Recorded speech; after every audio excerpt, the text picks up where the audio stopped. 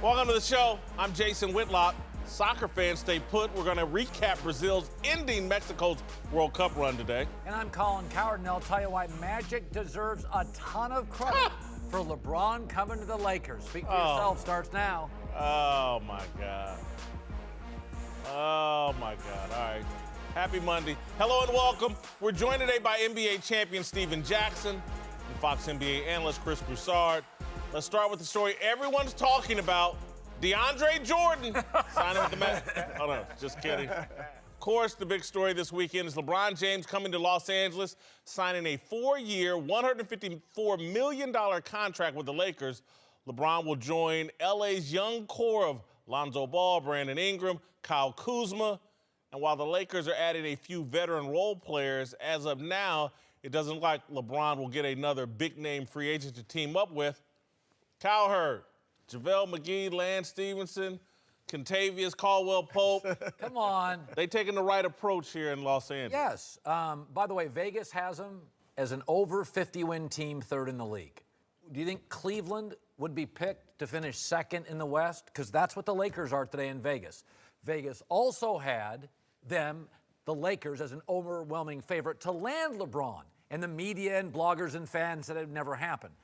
Who said it would never happen besides me? Continue. No, I mean, I think this is Los Angeles. This feels big. It looks big. It looks global. People are going to want to play. And LeBron's still the best player in the league. Look at the excitement. Cavaliers West. That's what we have. Way better players. Way better players. Jordan Clarkson. Kevin Love. Kevin perennial Love all-star. has been an inconsistent. Perennial all-star. Oh, come on. Tristan Thompson has rings. A ring, at least. Vegas has this as the second to third best team in the league. These kids he's playing with, do they shave yet? Seriously. You don't like they got the any move. playoff experience? I'm just saying, is it the right? Kentavious Caldwell-Pope gets it. Lance Stevenson, I'm from Indiana. I love Lance Stevenson. But Lance Stevenson? I like that move. JaVale McGee? This is in the NBA today, you need wings who can shoot and wings who can defend shooters. Kuzma, Ingram, LeBron, they're going to get Kawhi, KCP, Lance Stevenson. Chaos. That's what that sounds like to me, chaos. Yeah, look, Vegas is sniffing something. I mean, to say they're the third best team in the NBA right now, that's crazy. Right. But we're looking at it wrong. If you're saying, is it the right approach to win a championship next year? No, there's no way. They don't have a prayer of winning a championship next year. But for LeBron, this is similar. We don't think of it this way. We think of him as he's always trying to stack the deck. But when you look at his history, this is similar to going back to Cleveland in 2014. That was a 33-win team. This is a 35-win team. Kyrie was, obviously, we knew he'd be great, but he was only in his fourth year, hadn't even been to the playoffs. Kevin Love had never been to the playoffs.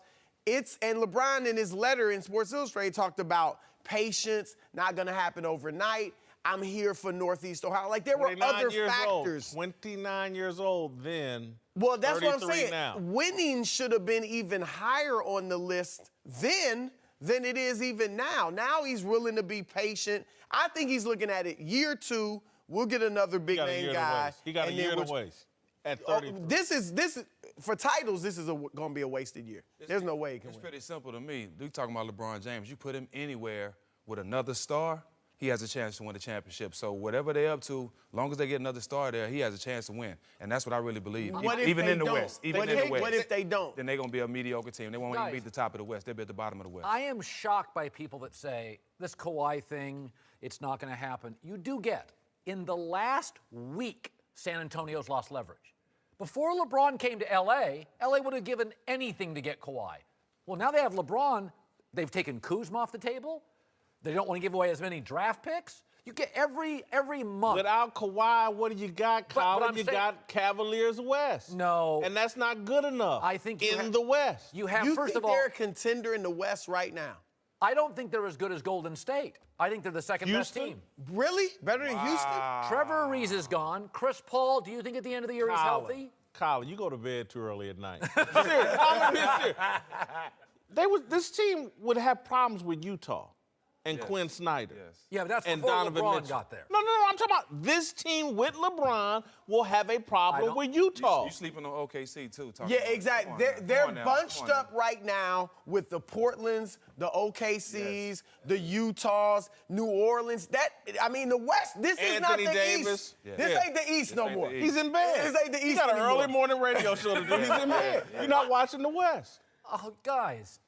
And he Portland. doesn't have Kawhi yet. You know, Exactly. Everything Kawhi's coming. New It's not Orleans. done yet. You- Pop might not trade him to a West Conference team. You know, Pop, he has another year on his contract, so Pop can be stubborn and just make him sit there and play. He might not trade him to the West. And you know he got a good friend over there in Philly, Minnesota. so he might not be Yeah, there. I think he's ended up in Philly. Yeah, that's Kawhi. his buddy over there. Minnesota, you think that's a scary team for LeBron? No, what I said was Houston, Utah, OKC, and Anthony Davis is always a And problem. I'll throw Minnesota in there too. I mean, They gonna get again, better. it's a step up. There's no question. Look, let's just look at it this way. As much as I respect and admire LeBron in this game, he's been to 9 finals.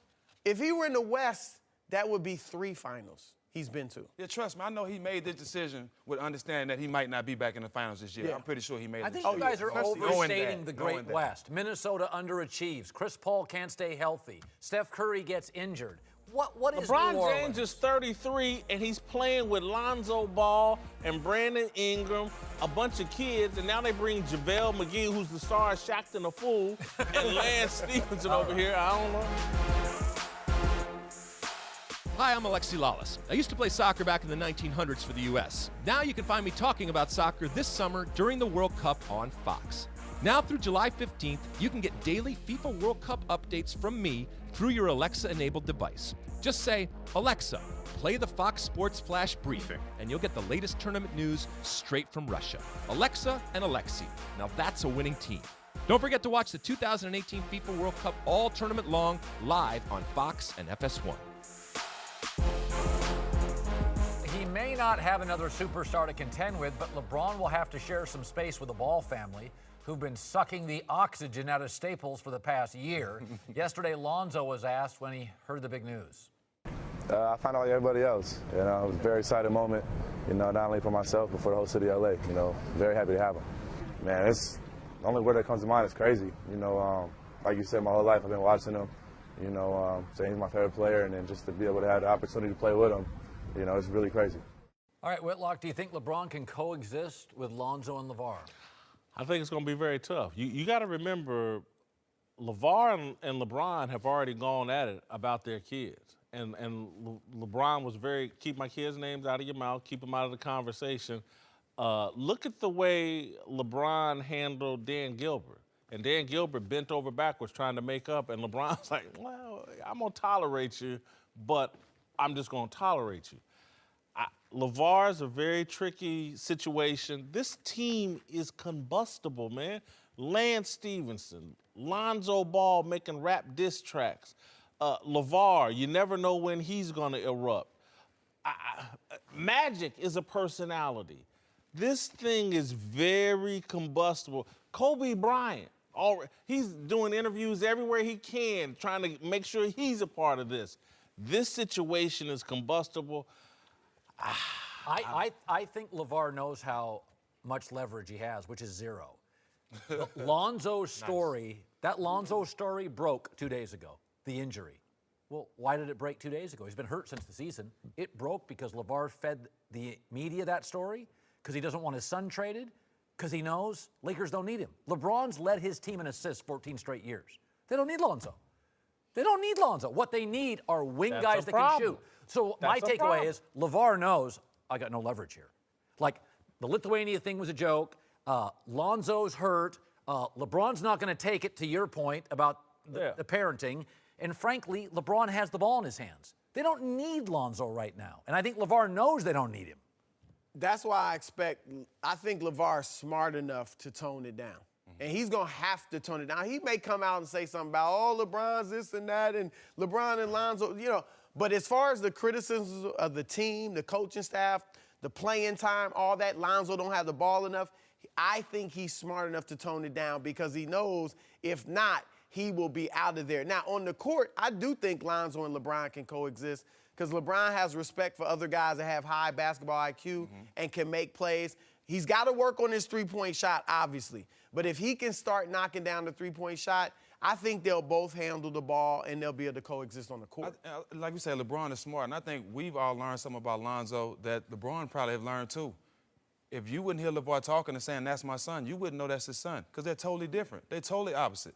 And I think LeBron knows his kid, Put out a diss track on Kyle Kuzma, talking about you don't know who your daddy is. Well, I made a diss track. That's not LeVar's son? I made a diss track, too, about a lot of people. Even I made a diss track about the owner, but one of the owners. What I'm saying is, it's rap. It's in today's culture. But I think him and Bron would do well together because they both want to win, and Bron understands that he's not his father. This kid is totally different from his dad. He wants to be great, and I think LeBron accept that. Show me the additional player, and I can't think of it off the top of my head, and maybe y'all can help me out. A guy that can't shoot that LeBron loves. And remember, this kid shot 45% from the free throw line. He's got the worst looking jump shot we've ever seen in the NBA. Show me the role player that LeBron loves that can't hit the outside, that doesn't create space for LeBron to operate. He did have his moments. There was about a month and a half last year where Lonzo was hitting the three. Now, I'm with you. He's going to have to knock it down. That's one of the interesting things he's about He's going to get better, man. Yeah, he's going to get better. That's the interesting thing about this team. Julius Randle can't shoot. Lonzo can't shoot. Lance isn't much of a shooter. Like, they are bringing in some guys that aren't really shooters. KCP can shoot. I like Julius Randle better than Tristan Thompson, though. Yeah, Julius can play. By the way, I like him. What you're watching the Lakers do, they've got draft picks, they've got young, improving players, and they got one-year contracts. This is not. They're saving money for. They're looking to make moves. This is just the beginning. They're going to let it bake for a while. I still contend. Were you at Magic's house last night? I mean, my God, you're selling this. I mean, they got JaVale McGee.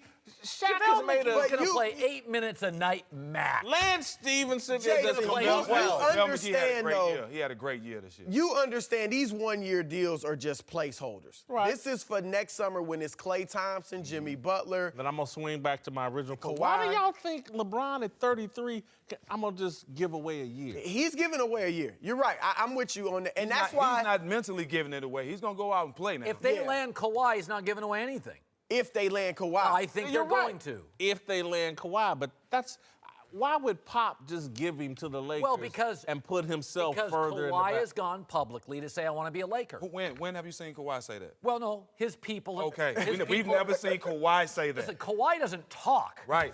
We've never seen him say that. But what general manager is going to roll the dice that I can convince him to stay after giving away 2 But hold on, we just saw it happen with Paul George. We just saw it. That doesn't mean it's going to happen again. We were all surprised. But look, if Kawhi goes to the East, Philadelphia, let's say, he's already got a coach there he can relate to. You got 2 great players, a pass-first point guard, a big man who plays down low. They could win the East, and I mean, they'd probably play well in the finals if they wouldn't win it. Go see in New York. It's Philly's doctor. Yes, I mean, I'm just saying, it's not a done deal that he's going to get this Kawhi. Situation here in L.A.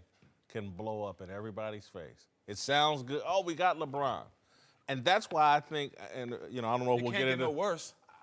It can't get no worse. It can't get worse. Can't get worse. It can't get worse. No, I'm not saying it's a bad move. I'm just saying it's very combustible, and that's why I think Kobe is selling it right now, how happy he is, because Kobe's smart enough to go, this thing could blow up in LeBron's face, and I will elevate. If that happens, if LeBron comes to L.A., show me the great, from Wilt to Kareem to Shaq.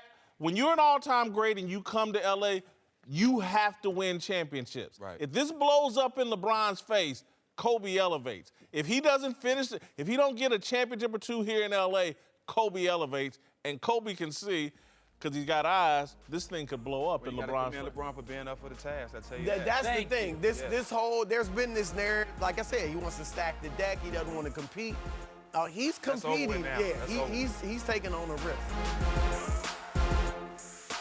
All right, welcome back. Joined now by Fox Soccer analyst Warren Barton. Well, pump your fist for England. I was there. I was I'm pumping. 61% British.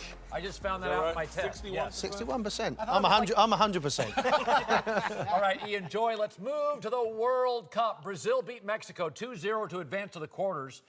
we've seen a number of other major powers. Germany out, Argentina, Spain, Portugal, eliminated already. All right, Warren, should Brazil be the overwhelming favorite to win this? In my opinion, yes, because defensively they're very strong, which is un-Brazilian-like, and they've got a superstar, not only with Neymar, but Coutinho as well at Barcelona. So they've got two playmakers that are excellent going forward. They show they could defend. Belgium, we know about their capabilities and their strength, but if I'm looking at a team, when I think of a World Cup, I think of Brazil in the yellow shirts, and I think they're the favourites to win it. I think when you look at both of these teams, it's entertaining because both like to attack, both like to score goals. The two coaches that have actually been in charge of these teams for the last couple of years have only had one defeat each over the last 25, 30 games. So you're looking at two competitive teams that like to score goals. So it should be an entertaining game. May the best team win. It feels like a March Madness, though, where Duke and Kentucky have been knocked out. I feel like, usually I go to a World Cup, I feel like, okay, Germany's here, Argentina's here. Yep. I think Brazil's vulnerable. I think countries have caught up to the big powers. Colin, you're right. There's no easy game in this tournament. You've seen Germany. Japan should have beaten Belgium. Exactly. That two-goal lead against Belgium, going into dire moments, they end up conceding a goal. That's what this World Cup's been about. It started off with Russia winning 5-0 in the opening game. That set the tone. Then you had Spain against Portugal 3-3, and then obviously that Mexico beating Germany, one of everybody's favourites. So don't be surprised whatever happens in this tournament because it's that type of open game. I don't know if you guys know anything about college basketball, but Colin mentioned Duke, and I feel like I saw Grayson Allen today, Neymar. He rolled around on the ground for 3 or 4 minutes, stopped this game, and the Mexican coach to me was justifiably upset. This is too much for me. He's acting like he got shot. Yeah, listen, to go 4 minutes without getting the game rolling again is disappointing. Neymar is known for that. Obviously, they knew going into the game, Mexico, that this was going to be a part of this match. Neymar does that. He doesn't like to be touched. He doesn't like to be fouled. Especially doesn't like to be stamped on, which is exactly what happened from the Mexican player, who should have been red carded, by the way. But I will say this, I think Brazil and Neymar were the better side on the day. Mexico's goalkeeper Ochoa had a hell of a game, but it wasn't enough. The best team went through in the end of the day. But that's what you're going to try and do. When you've got your best player that's playing, you know he's going to be one of these players that flop goes down easy. They went into the press beforehand and said, referee, watch out for this. And it just went on and on. For 4 minutes, running around with someone that just touching your little toe, that rolling around. That doesn't need to happen because he's too good to do that. He's too good a player to have that put against him. When you want to go with Messi out the tournament, Ronaldo, you look at Neymar, and Mbappe popped onto the scene with France. Yep. He doesn't need to do that. I'm a big fan of his, and you're absolutely right. Why roll around and make it uncomfortable and embarrassing? I'd be embarrassed. If I watched that afterwards, I'd be embarrassed that I'm rolling around. But he is a target man, but that's part of being a top player. Yeah. All right, to a massive comeback at the World Cup today, with Belgium scoring 3 times in the final 30 minutes to take down Japan, who were up 2-0 at one point. Ian, how shocked were you by this comeback? Well, Colin just mentioned it there. Japan should have won the game. And when you have a 2-goal advantage, you really should close out the game. The tactics should be more defensive-minded with only 30 minutes left on the clock. But in this World Cup, anything goes. Warren also just talked about it. Expect the unexpected. And for Belgium to come back, we just thought maybe with 30 minutes left on the clock, if they can get a goal some way, somehow, they have a chance because they got a quality group of players who can go ahead and win that match. I didn't quite expect to see them in the last minute of the game like it was, but this is a great example of how good this tournament has been. Every single game has been entertaining. We've had 1 0-0 draw in the whole tournament, which I never expected. Is there a dark horse left? Is it Russia? England. Oh, don't go there. We're one of the favourites. You can't say that. We're one of the favourites. Harry Kane's got 5 goals. He leads the World Cup. He's got a hat-trick already. And their side of the bracket, actually, England plays tomorrow. Their side of the bracket, to me, Don't say easier. It's much easier. You are English. You're getting very excited about it. It is. On paper, it looks easier. Croatia, they could be a dark horse. You know, they come through a very tricky time with the penalties. They've got enough quality to do it. England have got young, enthusiastic players. You're keeping away from Belgium. You're keeping away from Brazil. You're keeping away from France. So you've got every chance of getting into a final. And once you get to a final, I can't believe I'm talking about England getting to a final, you've got a chance to win. Getting nervous, You know, you mentioned college basketball, and you love to see an underdog do well. I mean, the lowest-ranked team, Russia, they're doing incredibly well. So they've already overachieved for me, but I think Croatia might be a little too much for them, and they are potentially that dark horse that we could put money on. It is amazing in the World Cup, by the way, the host country almost always overachieves. Almost always. Russia's done it again. Welcome back. Steven Jackson is back. We're joined now by NBA insider Rick Bucher. Let's return to the Lakers and Magic. I will not be apologizing. Magic reportedly was the one who sealed the deal with LeBron during a meeting at LeBron's house Saturday night. In the last few years before Magic took over, the Lakers had struck out on every major free agent that came on the market. But as Lee Jenkins reported, LeBron called his reps the day after his meeting with Magic and had a simple message: call the Lakers. All right, Cowherd, you think Magic really convinced LeBron to join the Lakers?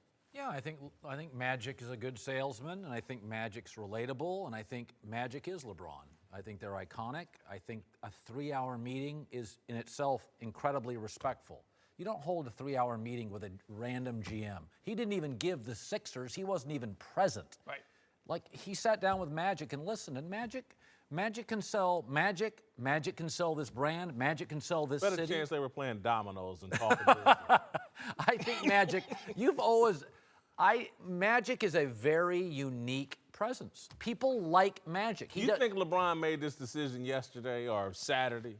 I mean, serious. Peter Vesey was writing about this a year and a half ago. Everybody was saying this decision was made a long time ago. That's why he didn't meet with the Sixers. That's why he didn't meet with anybody. And that's why he invited Magic over to his house, and I'm sure they had a cocktail or two and were laughing and talking. But he signed a 4-year deal. You don't make a decision yesterday or 24 hours ago and then sign a 4-year deal. He got 2 houses out here. It was a done deal. The only thing that threw me off the trail was Magic with that little, I'll quit if I don't get somebody in 2 years. That threw me off the trail a little bit. I made a fool out of myself. Magic, congratulations, but the decision was made long ago. So you think it was made years ago, a year ago? I wouldn't say years ago, but certainly this has been in the plans for months and going back to the beginning of the year. And it really comes down to one thing. LeBron James wanted to get away from Dan Gilbert. That ultimately did not want to play with him, play for him, or play in an organization with him anymore. That was the bottom line. And I thought it was what we've seen, the political discord. We obviously know they're on different sides of the equation when it comes to the president. I'm told that it's even deeper than that. So ultimately it was, I just need to go someplace else, and this was in place. So the idea that he was going to look into Magic's eyes. Okay, I'm coming. Yeah. Not a chance in the world. Rich Paul, his agent, has been in Rob Pelinka's office. I think he has like an auxiliary office in the Lakers front office right now. This has been in the works ever since they signed Kentavious Caldwell-Pope. I definitely believe it's been in works, but Magic definitely had a lot to do with it. As a player, we all respect Magic. You know, the guys that are students of the game, that watch the game, we all respect Magic. And a lot of times when you can do business with somebody like him that was great in the game, that's a great businessman, obviously him being there had something to do with it. But LeBron making that decision solely has something to do with his family and where he's more comfortable. But Magic being in that position definitely helped. It sure wasn't Luke Walton. I don't know. It had to be Magic. Where else was he going to go? Where else was LeBron Philadelphia. going to go? I was just told Philadelphia was great. But you still need to make a deal, and the reality is he has a Ben Simmons, he has a clutch agency client there already. Ben Simmons is not going to be nearly as good playing next to LeBron James. They both need the ball. Even Lonzo Ball is a little bit different. Ben Simmons can't shoot it all, but at least with the ball in his hands. Lonzo's going to give it up early, and he can play with him a little bit. Ben, it simply wouldn't work. And you have Joel Embiid who can shoot the 3, but you don't want him standing out there the whole time. Right. And if he's not standing out there all the time, then it's too clogged for LeBron to do what he does. So ultimately, when you look at the options, this didn't take a whole lot of decision making. He didn't want to be in Cleveland anymore. He didn't want to play for Dan Gilbert. Where can I go? Oh, LA? I got a house there. Oh, it's a nice place. I think Rick makes a great point, and we may have to get into this tomorrow. You gonna be here tomorrow? I'll be here. Yeah, we may have to get into this tomorrow because I think you scratched the surface. I think a lot of what's driving this is politics. I think that LeBron James has swallowed that liberal Democratic stuff whole. And if you look at everything he's been doing the past couple of years, he's in bed with the Clintons. This is ground zero for the liberal movement and the Hollywood movement. He's got 2 homes out here. This is about LeBron leaving the Midwest, and I'm gonna go out here and I'm gonna follow Magic's path and go wrap myself in Hollywood and that whole political movement, and I'm gonna be an icon. When this is over, I'm gonna be a spokesman for that liberal stuff that I believe, that he believes in. And so I think that's what's driving this. And What, does he want to be governor or no, I don't, no. He coming wants out to here be to a get symbol. better. He getting better. Close, he want to be a billionaire. I don't blame him. If I could get next to Magic and soon be a billionaire, I would too. To me, he's part of this whole movement we've been seeing in sports the entire time. For the past 2 or 3 years, this whole move to the left by sports people. He's going to come out here and be that icon. You don't think he cares about basketball? Oh, no, he still cares about basketball, but I'm just telling you, he was done trying to do it in Cleveland. And Philadelphia. Would you be after game one? Yeah, yes, I would. Philadelphia and all this other stuff's not an option. He's coming home. You're making basketball feel completely secondary. It is. And I don't. You think so? It is. Yeah. For sure. Look. Coming here, of course. Coming to the Lakers and what he has set up here from a professional standpoint after he retires. I mean, that's the attraction. If you're looking at this team as is, all the other options are far better than this. Right? If it was about, that's what I had to laugh when he said, well, my consideration is going to be for my family, but I'm still in championship mode. I'm like, no. It's one or the other. Right. You know this, Stephen. Right. Like, you're either all about, I'm giving myself the best chance to win, right, or I'm considering all these other things, my post-career ambitions, my family, where it's most comfortable for me to play. Those all took precedent over finding the best place to win. And Kyle, I'm serious, we need to get into this tomorrow. It'd be perfect for your show. I think the president changed the mindsets of a lot of these pop culture icons. And so LeBron's coming out here to be the anti-Kanye West. Kanye West has chosen the lane as an icon. LeBron's going to play the other side of it. And I could see LeBron being silly enough to go, if that guy can be president, our current president, why not me? And it sounds crazy, but I'm that's where we've gone as a society. Everybody, Kanye West thinks he can be president. LeBron, why not me? I'm just telling you, I think that's where we've already gone. done a write-in vote for The Rock. So There you go. All right, to a guy who wishes he was on the Lakers, Kawhi Leonard. The Spurs have been talking with, L.A. about a possible trade for the disgruntled star, but according to a new report, no progress has actually been made. Whitlock, now the Lakers have landed LeBron. Should they do whatever it takes to land Kawhi as well? Yeah, I think so.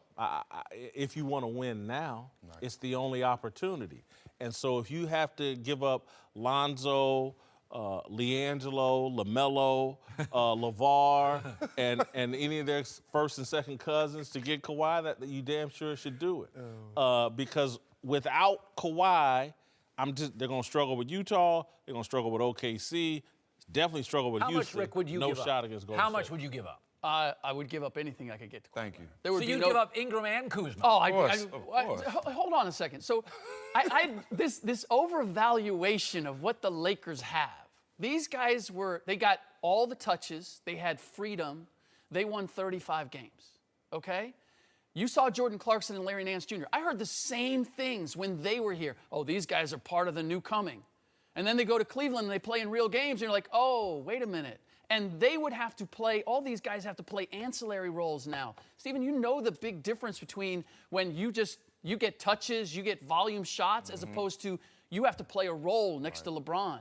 If I'm San Antonio, there's no package that the Lakers have that is attractive enough for me to move Kawhi Leonard. You're going to have to bring in a third team because I want a guy who can really play. And if I'm not going to get that, if it's just a matter of I'm going to get some decent young talent and I'm going to get some picks, I'll go get a Dario Saric because the one thing I know about him is he won't mind playing in San Antonio. He won't mind playing in my system.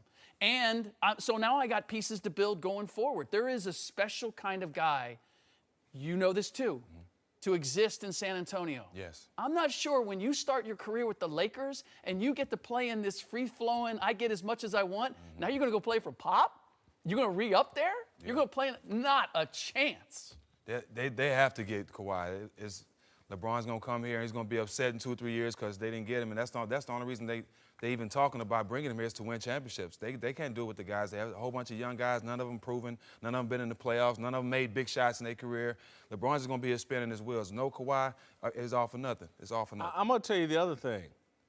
Kawhi needs LeBron because No, because he's going to get that max regardless. I'm not talking about the money. I'm talking about on the court, Kawhi Leonard needs LeBron because Kawhi doesn't realize this, and I'm not taking a shot at him, but Popovich and that system has benefited Kawhi Leonard tremendously. And when he walks away from that system in Popovich, and he can go to Philadelphia, he can go a lot of different, if he goes anywhere other than LeBron, there's going to be a problem. You're right. He's not going to be the same player. You're right, because they changed their whole offense for Kawhi. You remember, it was inside pick and roll. Kawhi came, ISO, he coming down, pulling quick shots. That wasn't San Antonio offense. So you're right, they did change everything for him, and it's going to be different. Rick, you just don't like this Laker roster. They won 35 games. Lonzo missed 30.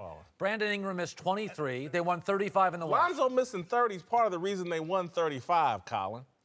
You don't like Lonzo at all. Look, He can't shoot. It's a league that's about offense now. He can't shoot. it's not that I don't like it. It's that once you have LeBron James, now the bar is set so much higher. This is not a team going from 35 to 40 games and maybe get a little bit higher. This is now suddenly a team that's supposed to be in the middle of the playoff mix, right? And it's not talent that it's built for LeBron James to take advantage of. And let's face it, as good as he was in Cleveland, as good as the numbers were, he's showing his age. Right. He can't play the same way. He needs help. So you tell me, you know how much he missed Kyrie, right? Who's his Kyrie here? Who's that guy where Kyrie to me is the best go-to guy in the clutch with a game on the line, can get his own shot with nothing. He's tell me who's Kyle tell me Kuzma. who's there. Oh, stop. As stop. rookie. Hold up, you comparing players to Finals MVP or Defensive Player of the Year. You got to stop I'm saying comparing Kuzma to Kawhi. Kuzma, You can't do as that. a rookie, was significantly better than Kawhi and Paul George. Is he a 21-point-a-game guy next year? Looks like it to me. Not with LeBron. He averaged 16-6. But see, it's when you get those numbers. Yeah, so much Kyrie's going to get you those numbers in the fourth quarter with 3 minutes left, down by 3, up by 1, whatever it is. Kyle Kuzma? I mean, look, I don't want to kill the kid early because who knows? But he's not we proven. don't know. Right. We don't know. You made it in the Sacramento Kings in this segment. No. We're close to it. I'm so glad I insisted on Rick Bucher being on this show. You don't even like Bucher. Yeah. I'm so glad I insisted. It's on the Herd Show. Welcome back, Steven Jackson, Chris Broussard. Let's move to Oklahoma City. Paul George decided not to join LeBron on his hometown Lakers, instead opting for a 4-year, $137 million with a stay with the Thunder. George actually announced the decision at a house party thrown by his teammate Russell Westbrook. I bet that was just nothing but fun. Poppin'. Whitlock, do you give Russ credit for George staying in OKC? Is there anyone else to give it to? The guy made the announcement. The bank. He made the announcement at Russell Westbrook's house. Who else to give him the credit for? We've sat here and heard no one wants to play with Russell Westbrook. You think he's suddenly easier to play with today? No, you said no one wants to play with Russell Westbrook. Paul George just decided to play with him. LeBron James, who I love and respect, Kyrie Irving didn't want to play with him. And Paul George, apparently, either. Paul George didn't want to play with him. How do we know Paul George heard the Kawhi news and thought, I don't want to be a third wheel on the Lakers? That's not possible? What's possible is he didn't want to give up that 40 extra million. that's well, he what's only possible. had to get, like, the Lakers could have given him like $8 million less, like 129 over 4 versus 137 over 4. So I don't think it was a financial decision. I do think you have to give Russ credit. I mean, how many times does George have to say it for us to believe it? He loved playing. He talked about the friendship. I think that was a huge part of it. The friendship, the trust he developed with Westbrook. And look, if it was just about, okay, I can't go to the Lakers and be the third option, then he could have looked at other teams. If it was just about, if Philly would have been, I still think he missed an opportunity to go to Philadelphia where he'd have been one first or second scorer. Here's where I'll give Westbrook credit. Recruiting is about love. Mark Rick coaches Miami Hurricanes. I was talking to him about recruiting one time, and he said, listen, whether I'm in Georgia or Miami, you just got to tell the players, I love you. We need you. You're really needed here. And I do think OKC and Westbrook really made Paul feel like, man, and I think they're right, we really want you to be part of this. As players, you got to, you love Russell Westbrook. You want to play with, every player wants to play with a guy like Russell Westbrook. Great players want to play with great players. It's not necessarily making your job easier, but you want to play with great players, and I think they had a lot to do with it because he's an MVP, one of the best players in the league. They can grow. They can get to the finals together, and I think Paul George understands that. Look, what other reason is there to stay in Oklahoma City? This dude grew up out here in California. He lived in one of the best cities in America, Indianapolis, for a number of years. Awesome city. And he chose to stay in Oklahoma City. That's got to be Russell Westbrook, and it's given me hope that we're going to see a little different version of Russell Westbrook moving forward. Melo, too. How do I know Russell Westbrook hasn't been empowered? Russell Westbrook last year had to play nice because he wanted to keep him. He didn't play any differently. He still averaged a triple-double. Exactly. Russ played his same old game. And here's the thing, look, Paul George had his best catch-and-shoot year ever. Best percentage from 40 or from three-point line. Defensively, that team with Anthony Robertson or Andre Robertson, well, hold on. They're starting five with Robertson, Melo, Westbrook, George, and Steven Adams was analytically one of the best starting fives in the league or one of the best five-man units in the league. So I'm not saying they're going to win a championship. I don't think they can win a championship. I think, though, they can be in the mix to maybe get to the conference finals here or there, but certainly be one of those teams that's fighting for the second round and be a tough team in the West. It's hard when you have a shooting forward that you can hack a shack and send to the line. He can't shoot. I get that. That'll kill you. But the fact that they had a year together, the fact that Melo's coming back, I think they all realize the sacrifices they have to make now to be great, because I don't think the coach is there that they need, but I think as a team and those three guys, I think they can figure it Melo's out. really they're not going to ice Melo? Why not cut bait with Melo? By the way, you watched the out. Utah series. Yeah. I mean, Westbrook emotionally unraveled. What's changed? Look, that they lost. Sometimes you learn from pain and losing, and then just this whole recruiting process with Paul George. Surely there were discussions about how can we win here, because the way we went at it last year didn't work. I expect, and I know I'm stubborn, and I'll be proven wrong. I expect Russell Westbrook to make some adjustments, and he and Paul George to work better. Like what kind of adjustments? Just share the ball a little bit more, not jack up so many Smarter threes. plays. Just smart, just If he playing cut down smarter. the threes. Yeah, Experience is the best teacher. Yep. All right, let's return to L.A., where LeBron's decision to join the Lakers just shifted the entire balance of the NBA. While the West has been the association's dominant conference for several years, LeBron's presence in the East had balanced it out. But with LeBron heading west, the competitive imbalance has reached an absurd proportion, with almost all the best players now concentrated in one conference. Cowherd, is this bad for the NBA? I actually do think it's lopsided. I don't think the dynasty is bad, because dynasties are good for ratings and everybody tries to attack the dynasty. I don't think dynasties are problems. Here's an issue. Think about this. In the East right now, if just one player, Joel Embiid, who has a history of injuries, he played 64 games, if he got hurt next year, there's no I mean, it's literally the Celtics and Giannis. What would you have in the conference? Sports is about interesting. Ben Simmons is interesting. Giannis is interesting. The Celtics are interesting. Boy, you could lose 5 All-Stars in the West. It's still interesting. The East is an injury away from not even being watchable. Again, what I think is bad for the NBA is, again, all the best talent's on the West Coast. That means all your best talent is playing late at night. You're in bed on the East Coast. You don't get to showcase LeBron James on playing for an Eastern Conference team. You don't get to showcase him as often out here playing in L.A. I think a lot of your customer base on the East Coast is going to get a steady diet and I love Victor Oladipo, but I just don't think he drives ratings the way LeBron did. I know the Raptors are screaming.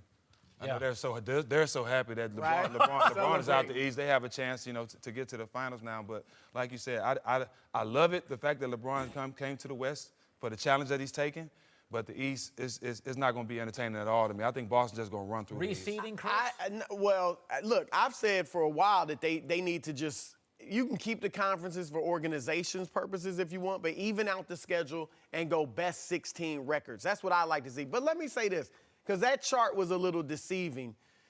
If you're right, Embiid has to stay healthy. But if Embiid does stay healthy, you have an up-and-coming great team in Philadelphia that, to your point, is also exciting.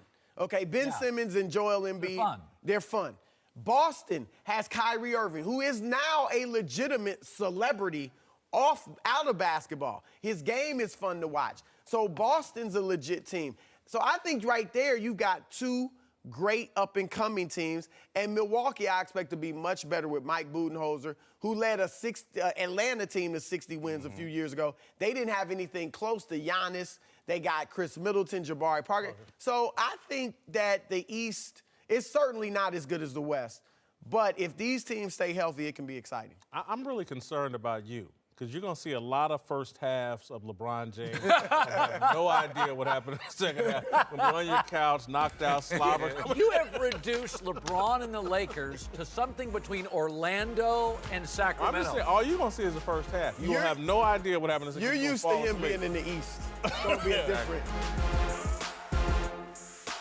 All right, welcome back. Time for last call. Let's move to Kobe Bryant, who appears to be happy about LeBron James joining his former team.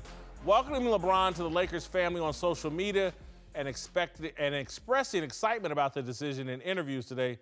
Cowherd, you buying it? I am. I think Kobe's been really impressive since his retirement.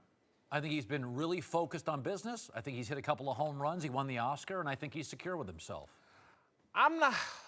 He's a competitive person. And I'm looking at people celebrate over social media. LeBron's the greatest Laker player of all time. You know, saying he's the best player to ever wear a Lakers uniform. Not saying he's accomplished, because he hasn't accomplished anything in the Lakers uniform. If I'm Kobe, I'm like, really? I'm going to make this guy go out and do something before we just anoint him. And so I'm not really buying that Kobe's happy. I think Kobe thinks he's going to see how hard it is. You know, playing basketball in Cleveland, in the middle of nowhere, even down in South Beach, it's not the same as being out here in L.A. with all the demands, with all the paparazzi, with all the things that can blow up in your face. It's a lot easier to keep secrets in the Midwest than out here in L.A. I think Kobe wants to see if this dude can scale this mountain, and he's a little bit suspicious that he can't. Well, whether Kobe's happy or not, the Lakers have to be. Adding LeBron just boosted them to the second best odds to win the NBA title, behind Golden State. Cowherd, do you think the Lakers can already challenge the Warriors? Not yet, but we saw real fatigue with Golden State this past regular season. Steph Curry got hurt again. Kevin Durant is a little bit, as you've pointed out, a little bit of a searcher and a wanderer. David West said after the finals, if you only knew what was happening. Steve Kerr immediately, by the way, signed a new contract because he knows this job's getting tougher, not easier. I think Golden State comes down this year. Look, they came down in the regular season already, but I think this energizes Golden State. Not so much during the regular season, but I think they'll play the Lakers 5 times. In those 5 games, you're going to see the real Golden State Warriors. And by the time they get to the postseason, if they see LeBron and the Lakers in the postseason, they're going to want to embarrass them. I'm buying season tickets, and from what I've heard today, you'll never want to use my tickets to go to a game. Enjoy the Sacramento Kings. Hey, you know, I'm not buying.